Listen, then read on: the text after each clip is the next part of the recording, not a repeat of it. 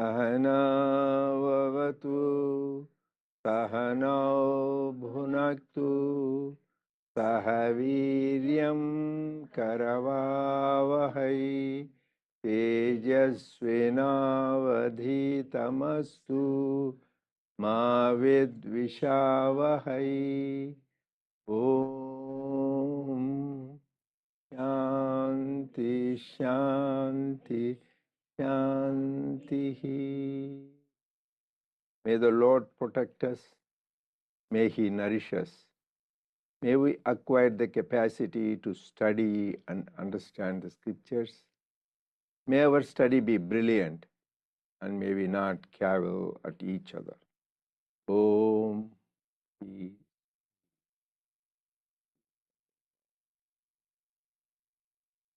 Dear brothers and sisters, loving Sai Ram to all of you. We welcome everyone to the Sri Sathya Sai Baba Center of Arcadia. And we are going to do now the study circle on Gita Vahini. We'll be starting chapter 16. You got the e-copy, page 71 in the soft copy, and page 144 if you have a hard copy. And it is, if in the original Bhagavad Gita, it is chapter 8 called Akshara Parabrahma Yoga. So Swami, it is very wonderful the more I reflect on that. So Gita is Bhagavad Gita. There are so many Gitas. It's the dialogue between Lord Krishna and Arjuna in the battlefield of Kurukshetra. So it is not given in a cave or a forest or someplace, but in the middle of battlefield. So a message that it is for all of us. It is not for just for recluse or renunciants or sannyasis, for regular people living in the world. So here the beauty is, I was in Gita Vahini, he himself is commenting upon his own discourse. That is the beauty. So nobody can do it. There are so many thousands of commentaries on Bhagavad Gita by saints, sages, philosophers, and so. But here, Sai Krishna, Lord Krishna, who has come again, so he is giving the commentary. So the most authentic and very insightful and informative. So that is why we should, all these things we should reflect and remember and express gratitude to Swami. So the very fact God give us the opportunity to come together, we should express gratitude because we have so many other choices to make this evening of coming here. May have some party, some TV serial, some game to watch, some other function. So you chose because God gives choice, sees how much priority. Shreyo mark, preyo mark. There's always you say, is it shreyo or preyo? Is it good for me or is it pleasing for me? Mind always try to go the easy path, the pleasant. So you should always choose the good. That is why the famous people who didn't read that Kathopanishad I talked about before, where that young boy, 16, Nachiketa, he was at the doorstep of the Lord Yama, god of death, and he gives him a choice because he wants to know about life after death, about self-realization. Yes, I will give you long life. I will give you the many beautiful women, and you will have many children, and I will have you so much wealth that there is nobody who can equal you, and I will give you so many kingdoms, and I will make you powerful, famous. What else you need? So he gives everything. So then this boy is so good. He asks, will it give me self-realization? No. Then I don't want that. So he had determination to refuse. I don't know how many of us would refuse if somebody offers all those things. Not too many. Most of the people will be tempted, particularly when you have all the wealth, fame, name, riches, and power and all that. So you will be temptation. That is why even the prayer in the Bible, Father, thou art in heaven, Lord, lead me not into temptations, because there are many temptations in the world. So just you says, you can watch it in the Zoom anyway. But people who join on the Zoom also, they took the time. So that is also Swami's blessing that you are able to join the program. But main thing is, some people say, you can watch it later on. It will be in the YouTube. So some are excuse other, and then you will never watch. So always when it comes to the good, never postpone. Just grab the opportunity, make the best use of it. That is what Lord Rama tells his brother Lakshmana, go and learn from Ravana. When he was dying, he says, because when you are dying, you will give the best advice. He says one advice, whenever something good, don't postpone. Because suppose he wanted to build a ladder to heaven. He said, I will do it later. But meanwhile, he died. Whenever is something bad, don't do it right away, postpone. Because he wanted to abduct Mother Sita, and he did right away, which is the bad thing, so he had to suffer. So good things don't postpone, bad things don't do right away, just take. So that is the lesson. So again, we are very blessed that we are doing the Gita Jnana Yajna. This is a yajna, what we are doing. So people struggle to do the Rudra Yajna, Chandi Yajna, they're all good, but this is the, of all yajnas, Lord Krishna describes, there are many types of yajnas, Bhota Yajna, Putra Yajna, Dravya Yajna, Yurid Japa Yajna. This is the highest called Jnana Yajna, the highest of all the things. All yajnas are good, but this is the best of that. So we were, by the way, somebody showed me that they had a meeting. We'll talk about few people attended national conference in Dallas, 11th, 12th, and 13th. It was very first time national conference. We always had regional retreats in different parts of the United States, but this is the first time they had national conference and children's festival in Dallas. Very well done. They organized very well. More than 700 people registered. So there are people who attended like Karthik, Neelam, Aniruddha, and some other people. They can share few thoughts. So it was very uplifting. But interesting, I heard in the same weekend on 12, they had a big Gita Yajna in Dallas. I didn't know that. I came to know almost 10,000 people attended for the Gita, people chanting together. That shows this is the wonderful scripture we have, which is the most practical spiritual text anybody can think of day-to-day living. So that is the power of Gita. That is what Swami says. If your Gita is good, you will read the Gita. Gita in Telugu means your lines on your head. The Brahma wrote is good. It is, you'll read it. So that is why take it very seriously. That is why Lord Krishna in the 18th chapter, I told you in the last shloka 68, 69, he says, people who read the Gita, listen to the Gita, or talk about the Gita, they are the most blessed and the dearest to God, because everybody wants to be dearest to God, they will be dearest to God. So not last week, you had Guru Purnima program here. I heard it went well. The week before, that means 2 weeks before, we finished the chapter 15. So, chapter 15. Yeah, today we are starting chapter 16. So, there, the main emphasis is on death. So, it should sad, but emphasis is on death because he wants to know the fact of life. Because the famous, like is Newton's law, spiritual law, Yatasya dhruvo mrutyuhu. One who is anything which is born is going to die, whether it is a human being or an animal or a plant, anything which has birth, it has to have death. That is the law, God's law. First, you need to face that most of the people, they don't talk about death to me, but that is a fact of life. And unfortunately, most of the time, we don't know when the death comes. Swami says when somebody is taking a picture, he will say, be ready, right? But God, Emma doesn't say that. He will snap whenever you may be sleeping or flying in a plane or going on in water or running. Even people as are jogging, they can leave. So it could be any time they can take. So that means be ever ready. Here they says, photographs say ready. There he doesn't say, so we should be ever ready. So how should be ever ready? Because Swami says, what important is how you are born, how you die, because that determines your next life. First is who you are going to be born, because that also he said.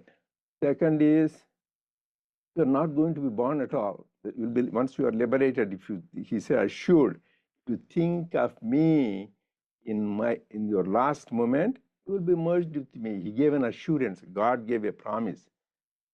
And there he gave a shortcut, Om. If you chant Om Ityek Aksharam, if you just say Om at the time of death, you will be liberated. Then you don't have to again come back. But not too many people are ready for that because it needs a lot of lifelong preparation. Like Swami said, if you want to do the best in your class, in the exam, people who prepare last few days, they won't succeed. They may, even if they may get low grade. But the good student who prepares whole lifetime, they will come out with flying colors. Same thing, a good spiritual seeker starts early. Like some of these young kids starting, they're blessed souls. That means you start early and slowly, and then you reach the game. Otherwise, there are some people who may start late and do, but there are exceptions. So he says, Antakale chameva bhav. And I want repeating, including the last moment, you should think of God. What? Mamaiva, think only of me. That time you can see, the Swami gave the example how my shop is closed or not, my bank balance, how is it, with my children, what will happen, who will take care of them, who will take care of my spouse. All those thoughts come, then your mind is scattered. You won't live. Only there should be that Swami should be in our mind, or Rama, Krishna, Jesus. That is another qualification. Then Arjuna says, very difficult, very difficult. How can I do that? And he says, what is the answer he gave? Abhyasa yoga yuktena. There are so many yogas, Raja Yoga, Bhakti Yoga, Karma Yoga, Jnana Yoga. Lord Krishna introduced this word called Abhyasa Yoga. Just constant practice. In life, anything you want to achieve is constant practice with the same intensity and discipline every day. You have continuously over years, morning, evening, afternoon, go on doing that, then it becomes part of you. So there is intensity and regularity. These two are very crucial to do. So this is Abhyasa Yoga.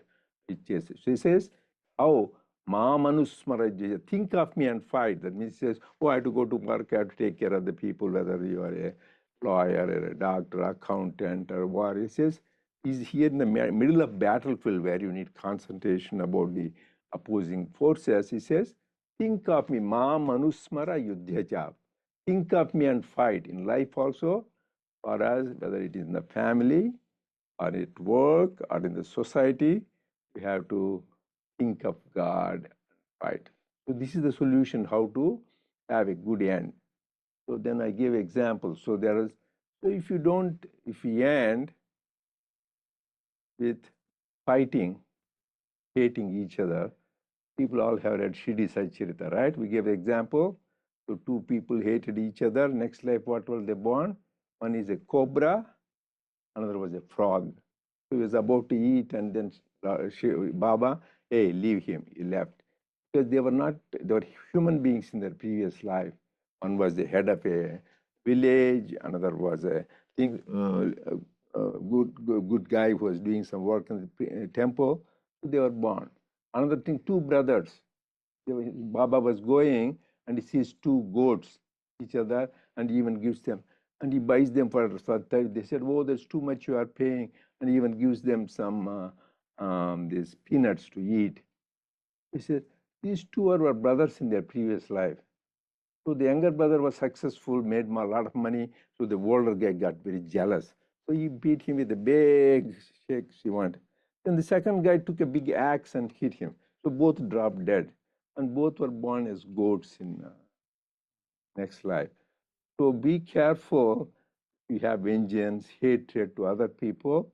You have to finish that karma, so you have to come back in a lower form. It could be a goat or a cobra or a frog or anything else. But if you are do good thing, you will be promoted.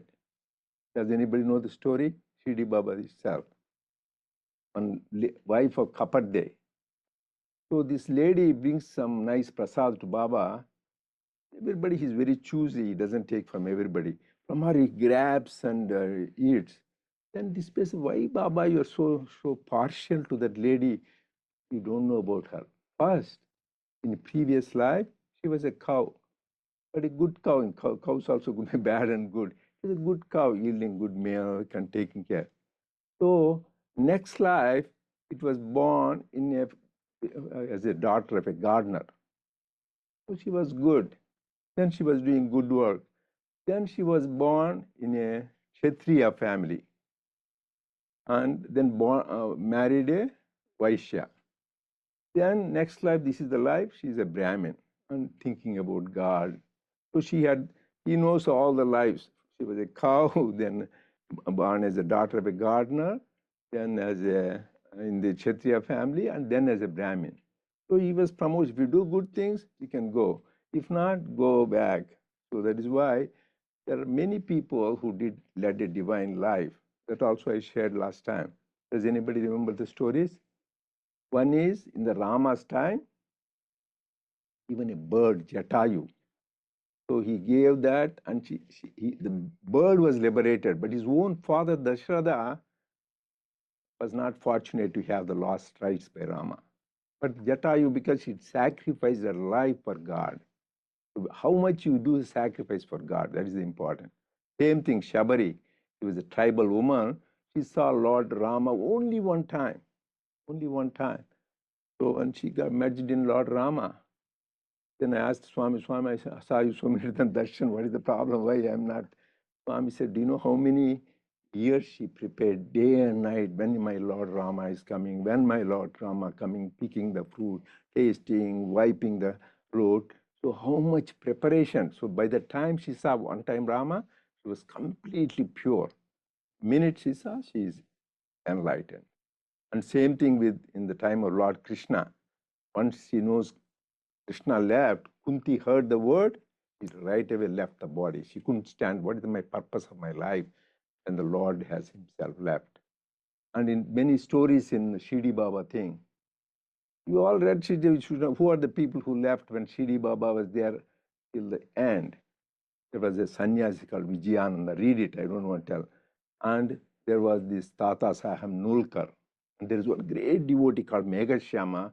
And Baba said, he is my great devotee. And when he was died, Baba followed him behind. And he even threw the flowers. And he arranged the poor feeding, Narayan Seva, on his behalf. So God just touched. Usually he doesn't get affected by ups and downs. But here, he's my great devotee. Even for Tata Sahib Nulkar, he said he won't be born again. And the most funny thing is a tiger.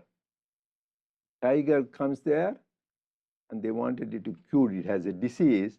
And when it sees Baba, it couldn't stand there. It beats his tail, fat, like that, dies. Those guys were disappointed. They thought Baba will cure the tiger of the illness. They can continue their business. But then they realized what a blessed soul this tiger is to live in the presence of God. And similarly, I saw Swami's Sai Gita the day she left body. Swami himself took care of her last rites. Even when his mother died, he didn't go to Puttaparthi, told them to take care, but he took care of Sai Gita. And also another thing, deer in Bundavan, Swami himself gave a talk. I was there at that time. On a Bhishma Ekadashi, that deer, because the day is Bhishma Ekadashi. Bhishma waited for that special day to leave the body because it's called Uttarayana. So similarly, Swami says this deer is a very blessed deer. It was in the Swami's ashram, and Swami, he went already retired, but he came down, put the deer on his lap, that last breath.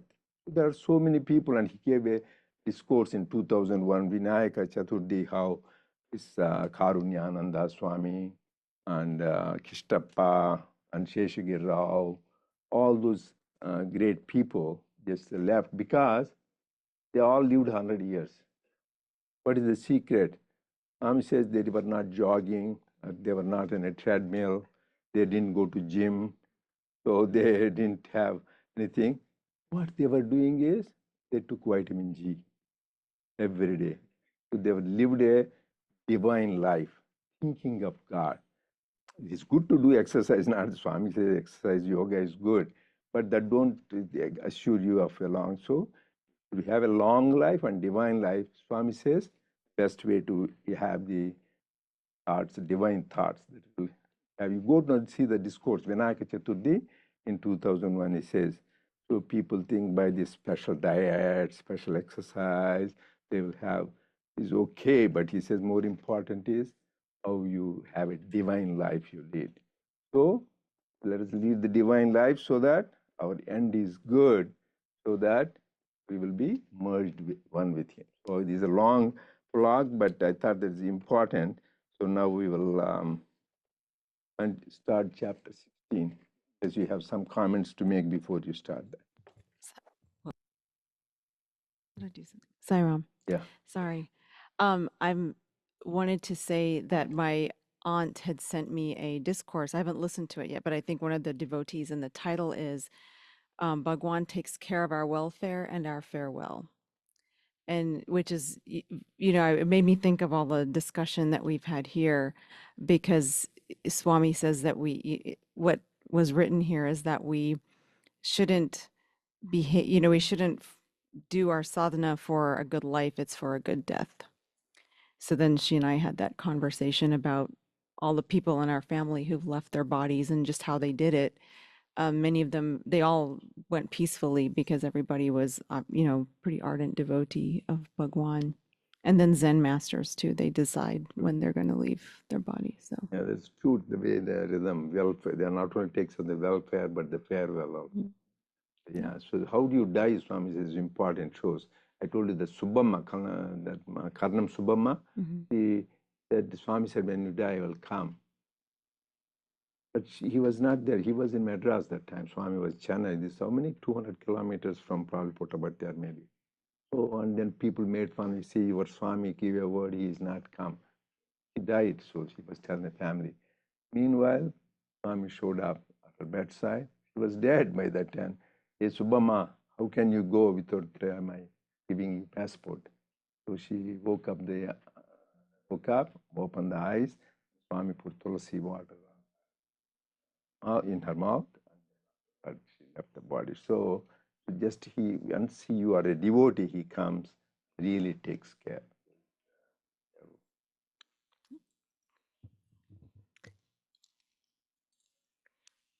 So we'll start with chapter 16.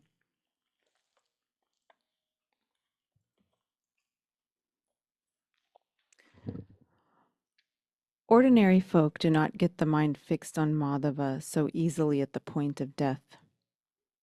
It presupposes long training, previous achievement of certain accomplishments, what is called purva samskara. The mind should have gone through a certain course of discipline. It has to be yoga yukta, possessed of yoga. Even that is not enough. The mind must discard all other thoughts as low and inferior, even as defiling. This disgust towards all other objects should grow in strength. When these two are present, the thought of Madhava will certainly emerge and be steady during the last moments. So your mind is the important thing. When the mind rots, all else rots. Man moves as fast as his mind, in the direction that the mind takes. To tame and train the mind, good habits and disciplines have to be sought. Therefore, Krishna began describing how the Lord has to be pictured in the mind during the sadhana stages, and with what feelings and emotions he has to be fixed in the mind. Better stuff. These two are conveying about the importance of mind. Next is a different theme. Yeah, next is all the ways that we acknowledge and we believe in what different types God. of God in different ways. These two are practical, spiritual message. These two paragraphs. So you can let us expand on that. Discuss paragraph.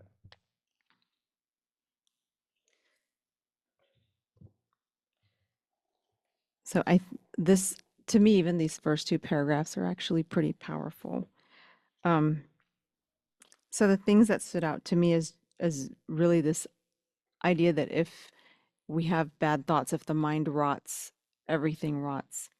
And if you think about having thoughts that are negative, it does make you physically feel, it brings a lot of stress. And a lot of times that's what kind of leads people to their leaving their bodies pretty early.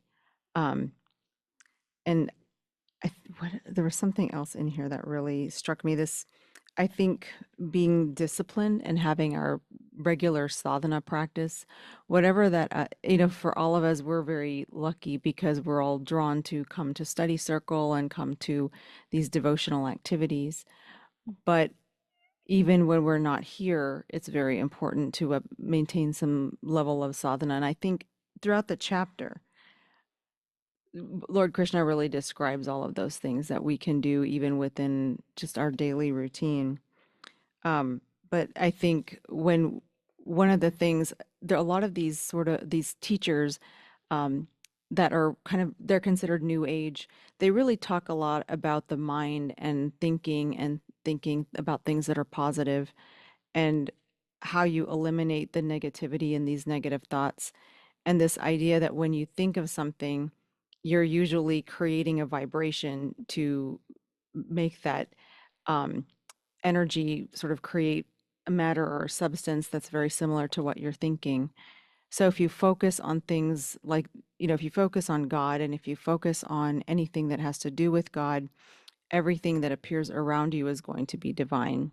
And that's basically what the chapter before and what this whole chapter is, how to keep our mind on what's divine and how to keep our mind on seeing um, God, it's really, there's a lot here. Yeah, that's why this thing Yeah. itself we can discuss a lot, Mm-hmm. because the whole thing is spirituality, practice, sadhana. Yep. Whole thing is important is mind, mind, mind. That's why all the great masters say mind. And actually, 1976, Dasara, I was, I think, I don't know, I read that thing. Dasara discourses, Swami gave a series of discourses, I think about 10, where he dwelt on mind. What is mind? Because people don't even know what mind is. Mind is nothing but something special. It's a bundle of thoughts. So that's why Swami says,